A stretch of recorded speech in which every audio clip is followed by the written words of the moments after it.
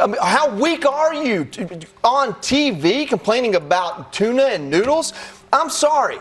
You volunteered to serve your country.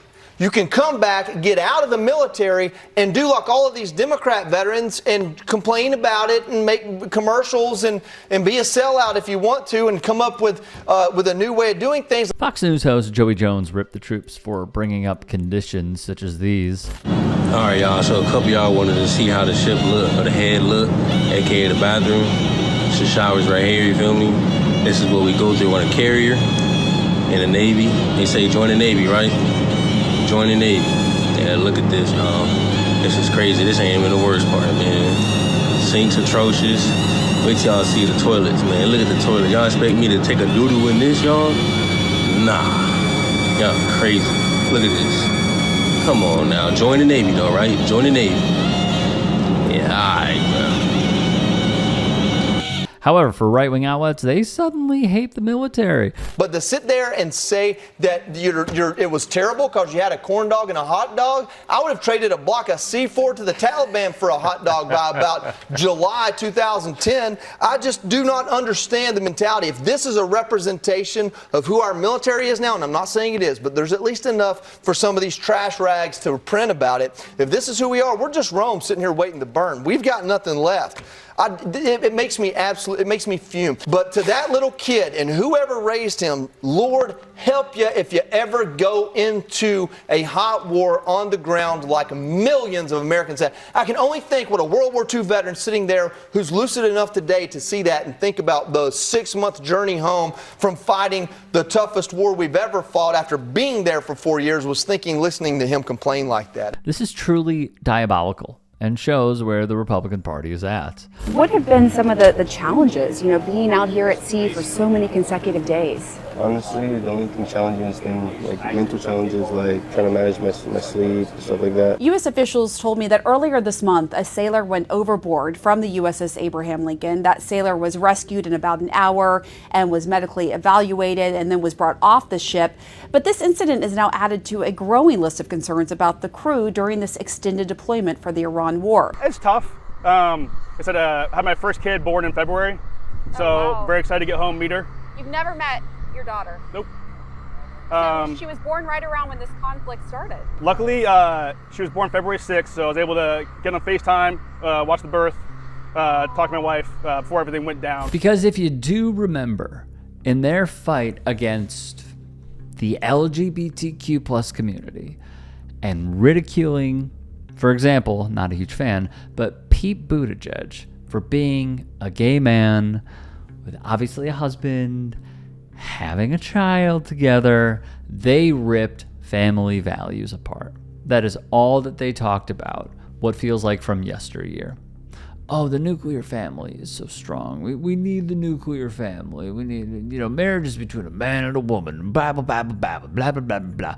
And suddenly they are awfully quiet when a man who is aboard the USS Abraham Lincoln because Trump, Hegseth, and others got us into a war probably to help out those involved in, let's say, gas, raising their prices, making a ridiculous amount. The military-industrial complex making a ridiculous amount.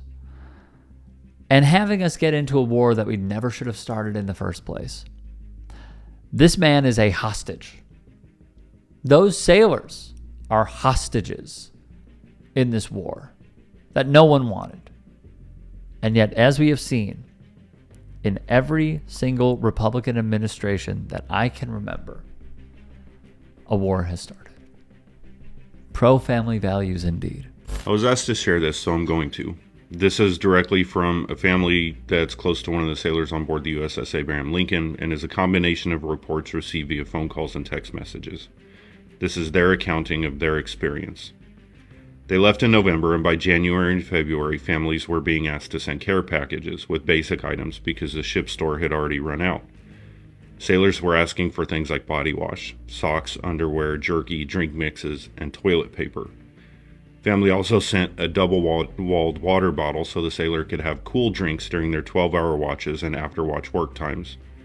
Unfortunately, these care packages were stuck in Bahrain for months, and the sailor didn't receive these packages until late June, 5 or 6 months after they were sent. Reports of low morale had been coming in for months at this point, due to things like water issues preventing them from doing their laundry for long periods of time, leading to breakdowns in things like socks and underwear from the heat and humidity. The sailor also reported a jumper on a recent call with his family and said it wasn't the first and it wouldn't be the last. He said they had a recovery team man to deal with this during the day, but said if a sailor chose to jump at night, recovery would be unlikely. It was reported to me that this conversation happened 2 days before the story broke here in the U.S. During that same call, the sailor reported that the command had finally allowed people to serve themselves food instead of being served in ration lines, where portions were small and controlled. The command also tried to raise morale by having crew members engage in small activities like waffle making contests. The sailor reported working a night shift rotation and said it was often common for him to get off of watch and not be able to eat, or have to find a CS and beg for food because the mess was closed, and he only had 5 or 6 hours to sleep and run clothes through a rinse cycle if the laundry was working before his next watch. Ask the president about this, by the way. He is not only incredibly disrespectful to the press pool, shocker, but he lies through his teeth. Quiet. You're very disrespectful in front of this young man. Okay? Don't you find her disrespectful? He understands. Quiet. Who are you with? I'm with CNN. Fake news. You're fake news. You're a loud, boisterous person. You're fake news. Be quiet. Be quiet. Be quiet. You're a fake reporter, and you report fake news.